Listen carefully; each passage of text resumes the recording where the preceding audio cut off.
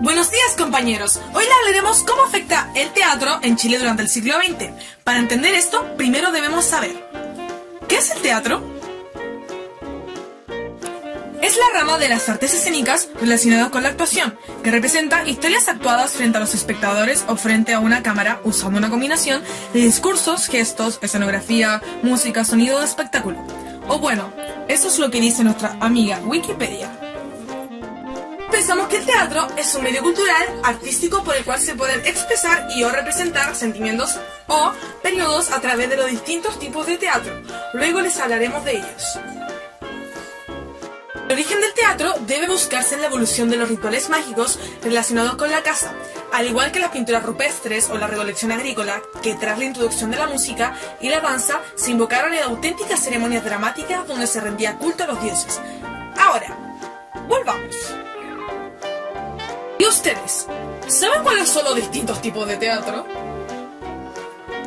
Los más conocidos son dos. El drama, donde se representan acciones de la vida, tratando asuntos serios y profundos por el medio del diálogo. Se divide en drama histórico, drama isabelino, drama lírico, drama social, drama litúrgico y drama satírico. Mientras que la tragedia, donde el argumento versa sobre un asunto desgraciado con un desenlace fatal. Aunque existen muchos más, como tragicomedia, estremez, paso, auto sacramental, monólogo, farsa, vodevil, ópera, zarzuela, sainete, género chico, pantomima, teatro de sombras y muchísimos más. Pero lo que realmente nos importa es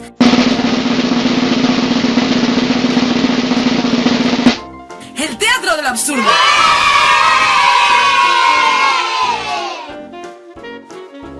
¿Qué es el teatro del absurdo?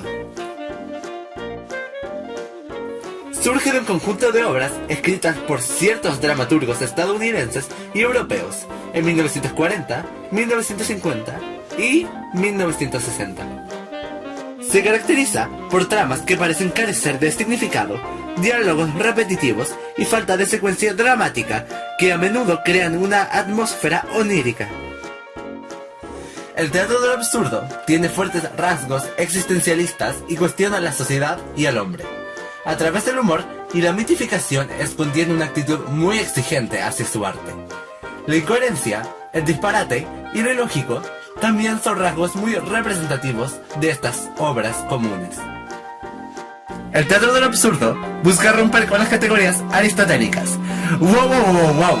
¿Categorías qué? Categorías aristotélicas. En lenguaje coloquial se entiende por categorizar el grado de jerarquía dentro de un orden, que puede ser social o lugar que ocupa una determinada persona o cargo institucional, generalmente relacionada con el ejercicio del poder en todos sus campos. Una categoría es una de las nociones más abstractas y generales por las cuales las entidades son reconocidas, diferenciadas y clasificadas. Mediante las categorías se pretende una clasificación jerárquica de las entidades del mundo. Según Aristóteles, las categorías son sustancia, cantidad, cualidad, relación, lugar, tiempo, situación, condición, acción y pasión. Bueno, como decía el teatro de lo absurdo, rompe con todo esto. Los cambios más importantes en la obra se presentan a través de 4 elementos diferentes: la transformación repentina del personaje, la intensificación progresiva de la situación inicial y acciones con un efecto inesperado y contrario. Cada aportación innovadora del teatro del absurdo es la repetición de palabras como forma de progresión. Su función cambia cada vez que una frase o un sonido se repite. En cuanto a los personajes, ya no son caracteres, pierden su individualidad y se presentan como un conjunto. Los personajes de este tipo de teatro no parecen tener una función aparente, aunque, al final, el lector puede observar una evolución del personaje. ¿Y por qué estamos hablando del teatro del absurdo? Buena pregunta, espectador. Ahora veremos sus inicios y les presentaremos el teatro obrero, el ensayo y el experimental. En las últimas décadas del siglo XIX, la actividad teatral chilena estaba reducida a las presentaciones de grupos extranjeros. Solo a comienzos del siglo XX, el teatro chileno sufrió un importante cambio. fue a partir de la primera década del siglo recién pasado, que comenzó a perfilarse con un marcado acento nacional. Armando Muck, en 1894 a 1942, fue el autor más representativo de la creación teatral en ese periodo, junto con Andrés Pérez y Jorge Díaz. Este fenómeno se reflejó en dos ámbitos de la creación nacional. El primero corresponde a la explosiva aparición de dramaturgos nacionales a partir de 1910. El segundo, al considerable incremento de montajes de compañías teatrales con actores, directores y técnicos chilenos. De esta forma, aproximadamente en 1917, los grupos teatrales chilenos prescindieron de las producciones extranjeras y se profesionalizaron. La producción teatral en esta época fue de corte realista y costumbrista. La dirección de Arturo Alessandri en 1920 postuló el surgimiento de una nueva sociedad. El nacimiento del teatro chileno compartió el mismo sello. Las salas de teatro se multiplicaron en todo el país. Comenzaban las giras a provincia y las funciones de carácter popular, lo que atraía a las clases sociales, que hasta ese momento estaban alejadas de las artes escénicas. Se hablaba con giros y modismos populares, escenificaban personajes reconocibles y se referían a temas y problemáticas del país. En este contexto de efervescencia política, social y cultural, se cimentaron las bases de lo que sería una nueva institucionalidad teatral. En 1941 se fundó el Teatro Experimental de la Universidad de Chile. 2 años después nació el Teatro Ensayo. Teatros universitarios contribuyeron al desarrollo de nuevas temáticas nacionales, que abarcaron dramas sociales, teatro psicológico, comedia criollista y el rescate de lo folclórico. Las repercusiones se plasmaron fuertemente en los dramaturgos de la generación literaria de 1950.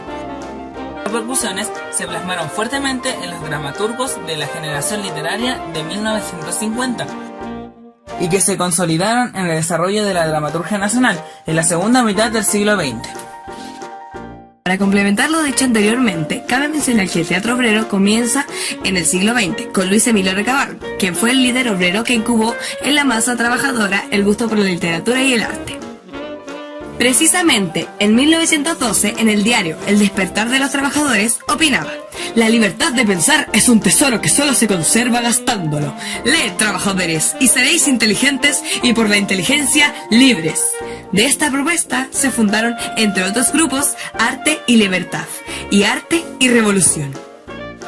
El Teatro Ensayo de la Universidad Católica debutó el 12 de octubre de 1943 con el Auto Sacramental. Fue creado por un grupo de aficionados liderados por Pedro Morteiro y Fernando de Besa, estudiantes de arquitectura de la misma universidad. El Teatro Experimental de la Universidad de Chile debutó el 22 de junio de 1941 con la obra La Guardia Cuidadosa, de Cervantes. Estaba conformado por un grupo de estudiantes del Instituto Pedagógico de la Universidad de Chile. Su antecedente directo fue el conjunto artístico del Pedagógico CADIP, creado y dirigido por Pedro de la Barra. Fue primer director del Teatro Experimental. Después del golpe de Estado de 1973, el desarrollo de este grupo teatral se vio directamente afectado por las medidas de las nuevas autoridades. Muchos de sus integrantes fueron expulsados de las instituciones y sufrieron la persecución del régimen militar. Algunos partieron al exilio, en tanto que otros comenzaron a trabajar por mantener compañías de teatro independientes. El teatro obrero jugó una parte primordial en nuestra historia, ya que las obras que se hacían llegar al pueblo representaban sus problemas y lo que ellos sentían. La masa lo fue asimilando a través del tiempo, haciendo que la escena formara parte de todas sus actividades sociales. El teatro así se hizo vital. De la Guerra del Pacífico se detonaron obras teatrales con una importante carga social. Este conflicto bélico le dio un vuelco a nuestra sociedad. El ejército estaba conformado por campesinos y obreros, que fueron realmente perjudicados con esta guerra, ya que al momento de ser terminada, el campesino al volver a sus tierras no encontró trabajo. El obrero encontró su puesto ocupado, y el inválido se vio desprovisto de ayuda social. En consecuencia a este fenómeno comenzó la delincuencia, que era en realidad ajena para todos estos tiempos. Al campesino y al obrero no les quedó de otra que dejar sus hogares e ir en busca de trabajo, en salitreras, donde recibían sueldos mediante fichas, que solo tenían valor en la pulpería de las mismas oficinas. Y los dueños de estas subían los precios a su antojo, sin subir el sueldo de los trabajadores. Lo que en consecuencia detonó protestas y huelgas, las que eran reprimidas violentamente, e hizo que el historiador obrero quedara salpicado de sangre. Estos problemas comunes los hicieron unirse y formar sindicatos, donde un día se escuchó la voz de Luis Emilio Recabarren, que creó un diario que se llamaba El Despertar Obrero. Pero muchos obreros no sabían leer, entonces se debía buscar otra forma de llegar a las masas. Y para eso estaba el teatro. Por otro lado, para el teatro experimental era un momento emergente, social, política y económicamente en el país. El triunfo de un nuevo frente político en las elecciones de 1938 significó el fin del siglo XIX, que aún vivía en Chile. Se eligió en ese momento histórico a un profesor, político y radical, el partido más importante de la época, don Pedro Aguirre Cerda. El vuelco político y social de Chile, con el cambio de las estructuras económicas, trajo el cambio superestructural, que significaba la transformación de la educación y del arte. En 1940, el teatro chileno entra en una crisis, ya que la juventud de la época comienza a buscar nuevas formas. La misión era institucionalizar el teatro, hacerlo profesional, crear un ambiente teatral. Es por esto que nace la necesidad de realizar un movimiento nuevo, que recoja los adelantos del teatro mundial y que le dé el carácter colectivo del espectáculo que tiene. Es así que en 1941 se crea el Teatro Experimental de la Universidad de Chile. Este desarrollo artístico se debe al impulso creador de estos jóvenes y a la gestión certera del rector Juvenal Hernández y el vicerrector Arturo Alessandri, hombres que con visión de futuro, quienes tuvieron esperanza y confianza, también dando todo su apoyo a los estudiantes artistas. Con esto damos por finalizada nuestra presentación. Espero que les haya gustado, que se hayan entretenido o que hayan aprendido algo. ¡Adiós!